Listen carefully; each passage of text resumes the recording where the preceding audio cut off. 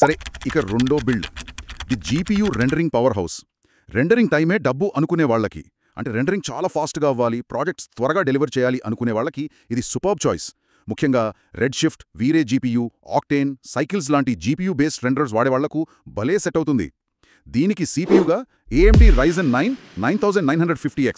ఇదొక మంచి ఆల్రౌండర్ అని చెప్పొచ్చు. సింగిల్ కోర్ ఓకే, కొన్ని మల్టీ కోర్ టాస్కుల్లో ఇంటెల్ కన్నా బెటర్ పర్ఫార్మెన్స్ ఇస్తుంది కదా. అవును, ఇది మంచి బ్యాలెన్స్డ్ సిపియు. కానీ ఇక్కడ అసలు హీరో జీపీయూ. ఈ బిల్డ్లో ఒకటి కాదు, ఏకంగా 2 ఎన్విడియా ఆర్టీఎక్స్ 5090 32GB కార్డ్స్ వాడుతున్నాం. వావ్, రెండు 5090లా? యా, అయితే ఇక్కడో పెద్ద విషయం ఉంది. అదేంటంటే మామూలు ఎయిర్ కూల్డ్ 5090 కార్డ్స్ చాలా లావుగా ఉంటాయి. అంటే 3.5 నుంచి 4 స్లాట్ సైజ్. రెండింటినీ పక్కపక్కన పెట్టడానికి మదర్బోర్డ్లో స్థలం సరిపోదు. అవి హీట్ కూడా ఎక్కువవుతాయి. అందుకే ఖచ్చితంగా లిక్విడ్ కూల్డ్ మోడల్స్ మాత్రమే వాడాలి. ఇవి 2 స్లాట్ సైజ్లోనే ఉంటాయి. Okay okay, liquid cooled. అవును, దీనికోసం స్పెషల్ ఈఏటీఎక్స్ సైజ్ కేస్ కావాలి. ఇంకా పీసీఐఈ స్లాట్స్ మధ్య ఎక్కువ గ్యాప్ ఉన్న మదర్బోర్డ్ సెలెక్ట్ చేసుకోవాలి. ఇలా చేస్తే రెండరింగ్ స్పీడ్ దాదాపు రెట్టింపవుతుంది. దీనికి తగ్గట్టుగా ర్యామ్ కూడా 128GB DDR5 UDDM కావాలి.